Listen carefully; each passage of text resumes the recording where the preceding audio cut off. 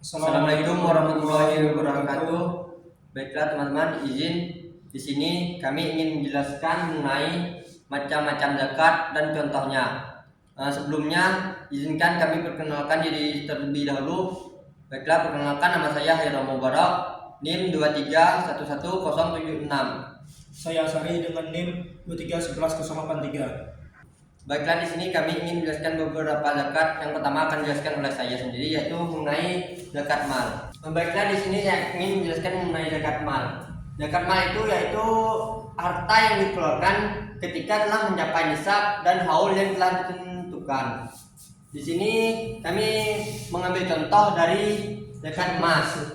Contohnya yaitu misalkan Pak Rudi memiliki 200 gram emas dalam satu tahunnya. Berapa kadar yang harus dikeluarkan Pak Rudi? Jika harga emas yaitu 500.000 per gramnya, diketahui yaitu nisab emas 85 gram. Ini nisab emas ini memang 85 gram kami ambil. Yang kedua yaitu kadarnya seperti telah ditentukan yaitu 2,5%. Dan 1 gram emasnya misalkan 500.000.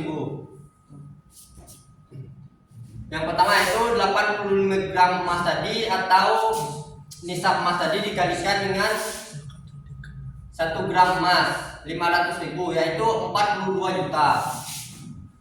Sedangkan di sini Pak Rudi memiliki 200 gram emas dalam satu tahunnya, yaitu dikalikan 500.000 yang hasilnya yaitu 100 juta.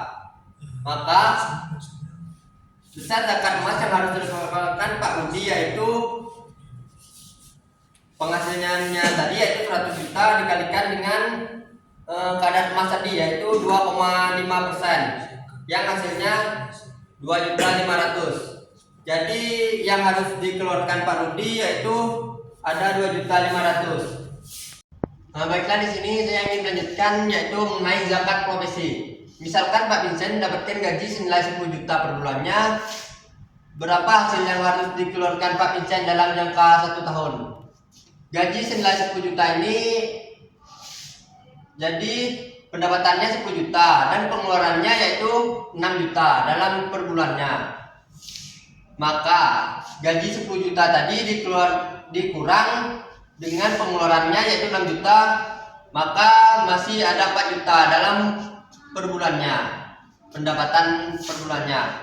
Jadi 4 juta ini dikalikan dengan 1 tahun atau 12 bulan, yang hasilnya yaitu 48 juta.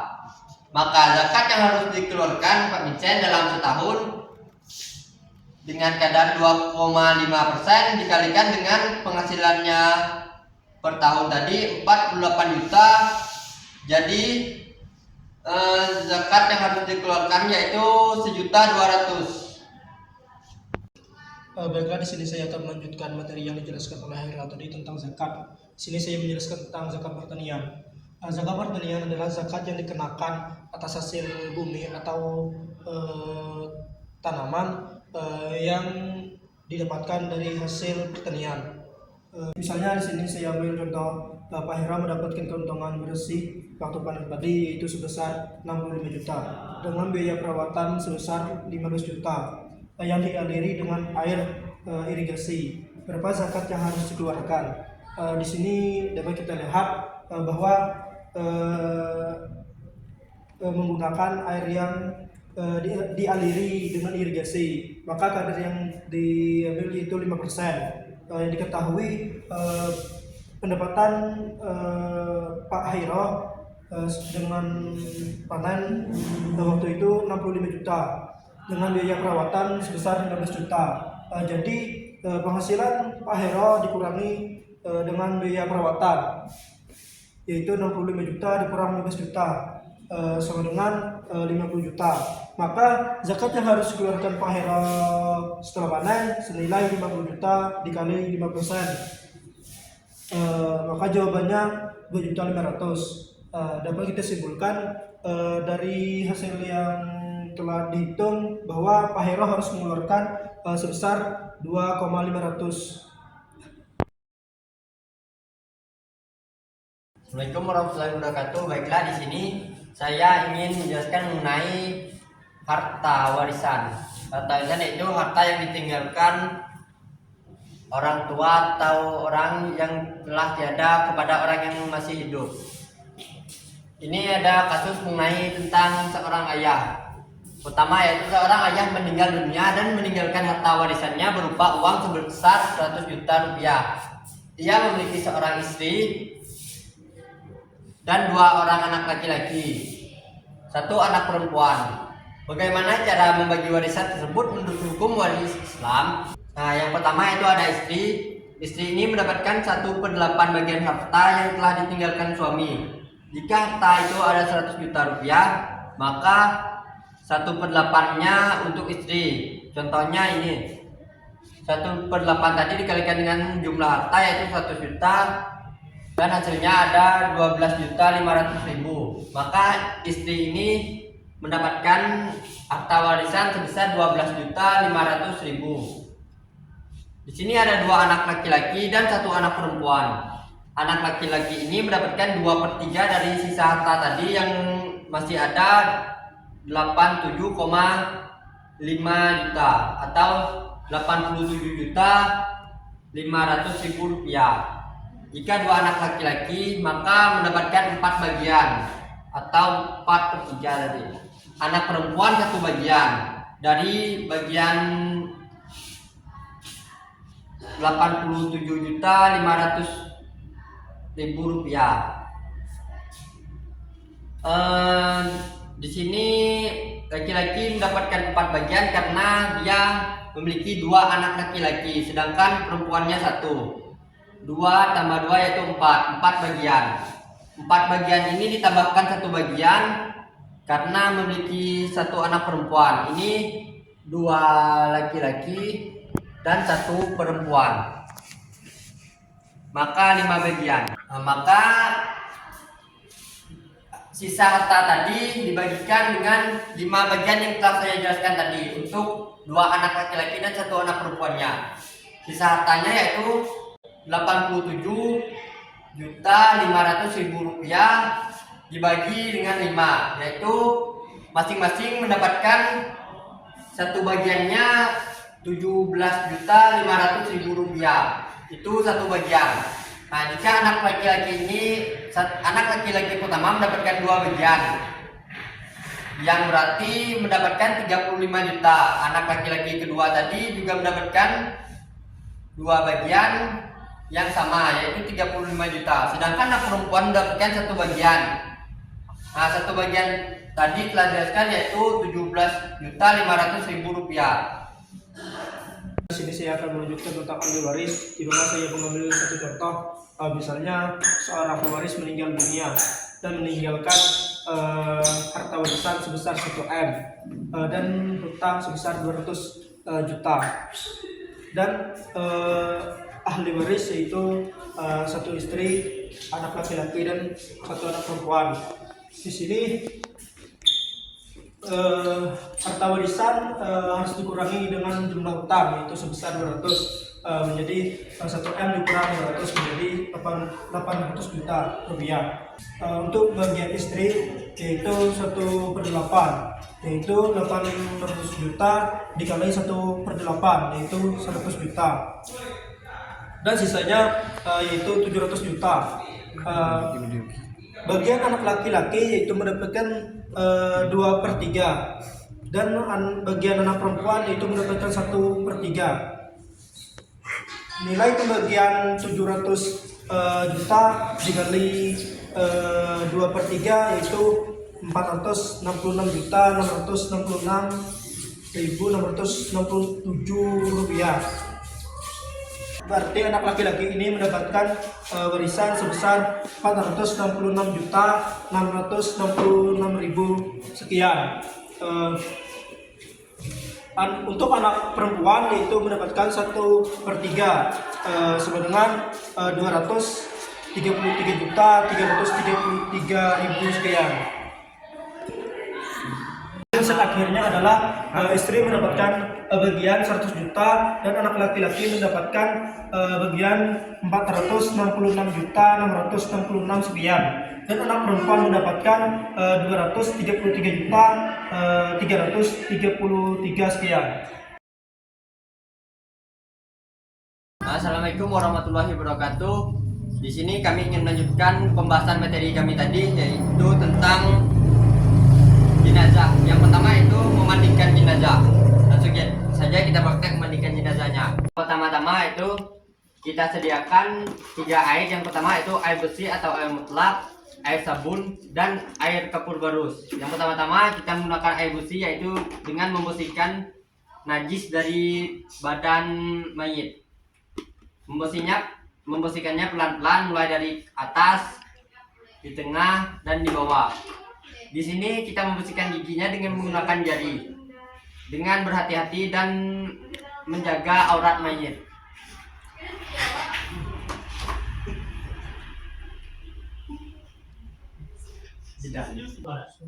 Selanjutnya kita membersihkannya dengan air sabun supaya bersih. Untuk membersihkan najis tadi dengan pelan-pelan. Setelah air sabun, kita bersihkan lagi dengan air bersih.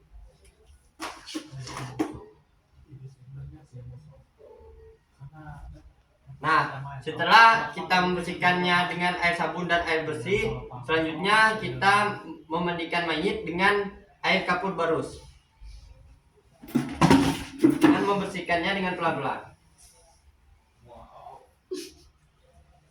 Setelah menggunakan air kapur barus, selanjutnya kita mewudukan mayit seperti mana kita mau berwudu.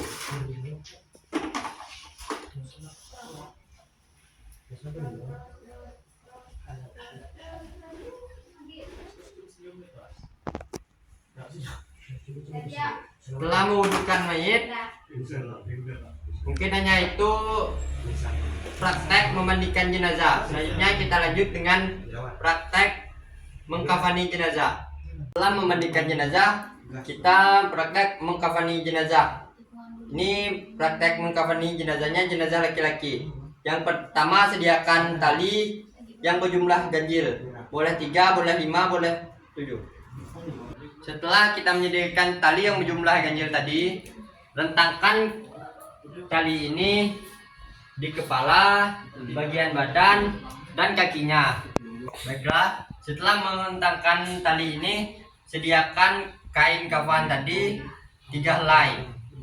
Yang pertama, kain kafan di tengah.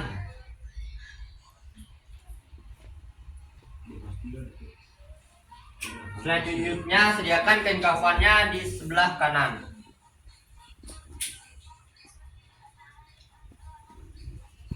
Setelah di sebelah kanan, sediakan lagi yang terakhir di sebelah kiri mayit.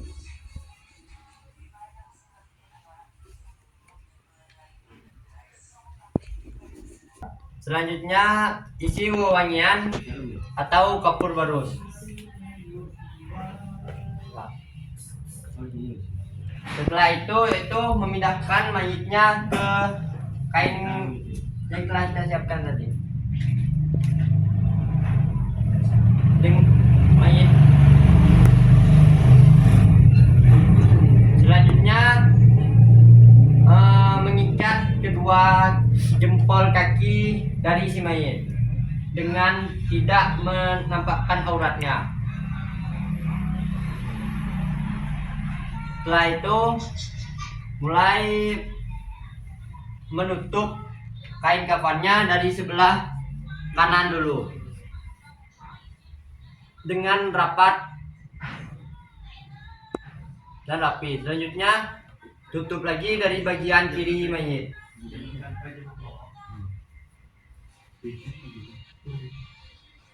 Selanjutnya tutup lagi di kain terakhir dari sebelah kanannya dan terakhir di sebelah kirinya. Selanjutnya mencabut kain menutupi mayit tadi dengan hati-hati tanpa melihat aurat mayit. Selanjutnya mengencangkan kain kafan si mayit dia tidak terlepas. Setelah itu mengikat tali tadi. Tali ini diikat di sebelah kiri biar mudah dibuka saat dikubur. Mengikatnya dengan mudah. Demikianlah praktek mengkafani jenazah. Baiklah, di sini kami ingin mempraktekkan yaitu sholat jenazah. Yang pertama-tama yaitu ada niat. Niatnya yaitu usolli ala hazal mayyiti arba'a takbiratin fardal kifayati lillahi ta'ala. Takbir pertama membacakan Al-Fatihah. Setelah Al-Fatihah yaitu takbir kedua dilanjutkan dengan sholawat Nabi, yaitu Allahumma sholli ala sayyidina Muhammad wa ala ali sayyidina Muhammad. Selanjutnya takbir ketiga. Takbir ketiga ini kita membaca doa yaitu Allahumma ghafir lahu warhamhu wa'afi wa'fu. Selanjutnya dilanjutkan takbir keempat. Takbir keempat ini kita membaca doa Allahumma la tahribna ajrahu wa la taftina ba'dahu waghfir lana wa lahu. Selanjutnya setelah takbir keempat membaca salam. Salam ke kanan dan salam ke kiri. Demikianlah praktek sholat jenazah kami akhiri. Wassalamualaikum warahmatullahi wabarakatuh. Baiklah, setelah praktek menyolatkan jenazah, selanjutnya kita lanjut dengan praktek menguburkan jenazah. Yang pertama-tama yaitu jenazah diberikan kepada orang yang telah berada dalam kubur. Setelah jenazah dalam kubur yaitu dihadapkan ke kanan atau menghadap kiblat. Setelah itu melepaskan tali-tali jenazah. Setelah dilepaskan lalu jenazah diazankan. Setelah diazankan tutup jenazah dengan papan tadi, terus ditimbun dengan tanah dengan cara menggumpalkan tanah dan diletakkan perlahan-lahan sehingga tertimbun. Demikianlah presentasi kami mengenai praktek jenazah kami akhiri. Wassalamualaikum warahmatullahi wabarakatuh.